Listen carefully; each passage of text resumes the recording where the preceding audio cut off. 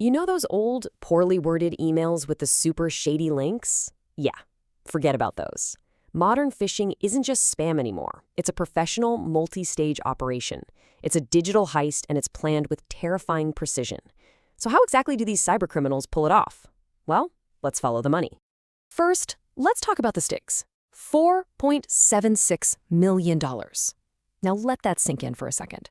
That's not a lottery prize. According to the latest research, that's the average cost of a single data breach that starts with just one successful phishing attack. That's how incredibly effective and destructive these campaigns have become. So you have to ask, right? How in the world does one wrong click, a single moment of misplaced trust, spiral into a multi-million-dollar catastrophe? Well, the answer is a process that's way more sophisticated than you might think. To really get it, we're going to follow the playbook of a modern cybercriminal. We're going to break down their whole operation into the key phases of a digital heist. We'll start with their business model. Then we'll look at the homework they do, the arsenal they build, how they actually launch the attack, and of course, how they get their payday. And after all that, we'll talk about how to fight back. First things first, the business model. You've got to understand that this isn't about random, chaotic attacks. Modern phishing is a business. And just like any other business, it's all about maximizing the return on investment, carefully balancing how much effort an attack takes against its potential reward. And here it is. This is the core of their entire strategy. We can spend billions on the latest firewalls and antivirus software, but attackers know a little secret. The most vulnerable part of any system is and always will be the person using it. A jaw-dropping 74% of breaches don't exploit some complex bit of code. They exploit human psychology. They're not hacking computers, they're hacking us. And that leads us right into phase one of the heist, the homework. You know, just like a bank robber studies the blueprints of a vault, a phisher meticulously researches their target. This isn't a shot in the dark. This is precision targeting, and it's all based on some very detailed intelligence gathering. So where do they get all this intel? Well, here's the crazy part. It's all publicly available. They use something called open source intelligence, or OSINT for short. They'll scour LinkedIn to map out entire company hierarchies. They'll scrape social media for personal details, anything to build a profile. They are literally turning our digital footprint into their attack plan. This table just lays out their strategy perfectly. Look at the trade-off here. Down at the bottom, you've got your generic phishing, low effort, kind of like casting a giant wide net and hoping you catch something. But as you move up, as the potential payoff gets bigger, so does the investment. Spear phishing uses all that OSINT to go after specific employees. And then at the very top, you have whaling, a meticulous, deep dive research operation designed to hook a high-value executive. Okay, so that brings us to phase two, the arsenal. Once they've identified their target, the attackers need to get the right tools for the job. This is where they build the entire infrastructure for the heist. A huge part of their arsenal is the phishing kit. I want you to think of it as heist in a box. Seriously, these kits get sold on the dark web and they come with everything an attacker needs. Pre-built fake websites, scripts to steal your data, even tools to hide from security software. It's basically a phishing as a service model that makes launching these sophisticated attacks easier than ever before. But wait, how do they keep these fake websites online without getting shut down? They use something called bulletproof hosting. Think of it like a digital safe haven for criminals, maybe in countries with really lax laws. These services just flat out ignore complaints and legal requests, which gives the attackers a rock-solid base of operations that's incredibly hard to take down. Now, let's talk about their most advanced weapon, the reverse proxy. This thing is an absolute game changer.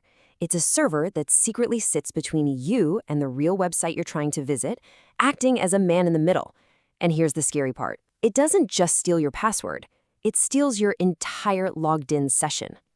And here's exactly how it defeats one of our best defenses, multi-factor authentication, or MFA. So first, you get lured to the phishing site, which is actually the proxy server. You enter your username and password, no problem. The proxy just passes that along to the real site. Then the real site asks for your MFA code, and you enter that too. The proxy intercepts it all. But here's the masterstroke. It captures the live session cookie that gets created after you've proven who you are. The attacker grabs that cookie, and just like that, they hijack your session. They're in. They've bypassed MFA completely. So, the homework is done, the arsenal is ready, which means we're at phase 3, the attack. This is the go time. It's the active part of the heist, where the criminals deliver their malicious payload and try to slip past all the digital security guards. And we're not just talking about an email campaign here. This is a full-on, multi-front assault. They'll use botnets to blast out spam from thousands of different IP addresses. They'll use clever technical tricks to bypass email filters. And they attack us where we're often least expecting it, through phishing phone calls and smishing text messages, channels where our guard is usually way down. To make the trap absolutely convincing, they use some unbelievable visual deception. One of the most sophisticated tricks is called the browser-in-the-browser attack. The phishing page can actually generate a fake pop-up window that looks exactly like a legitimate Microsoft or Google sign-in prompt. It even has a fake URL in its address bar that looks real. It is virtually impossible to spot the difference. And if the attack succeeds, if the victim takes the bait, we enter the final and most important phase for them, the payday. This is where all that stolen data gets turned into cold, hard cash, usually on the anonymous marketplaces of the dark web. Yeah, on the dark web, all of our stolen information is just another commodity with a price tag. I mean, look at this. A hacked Gmail account can go for $60. A scan of a US passport, $50. But the real prize, the reason they do all this, direct financial access. Bank and crypto account details can sell for thousands of dollars apiece. These numbers really tell the whole story. The potential payout from getting into someone's bank or crypto account just dwarfs everything else. And this is why attackers invest so much time and effort into those sophisticated whaling attacks. A higher initial investment can yield a massively higher return. It's dark, but you have to admit, a perfectly logical business calculation. So, now that we've seen how the heist works, and yeah, it's pretty scary stuff, let's talk about the most important part, fighting back. How do we secure the vault and stop these attackers in their tracks?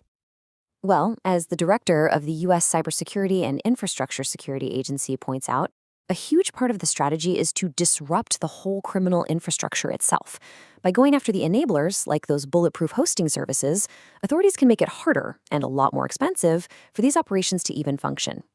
For organizations, the solution is what's called a defense-in-depth strategy.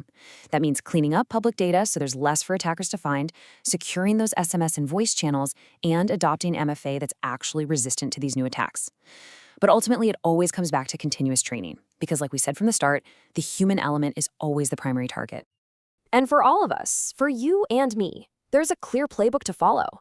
Number 1, be skeptical, especially of anything that tries to create a sense of urgency or fear.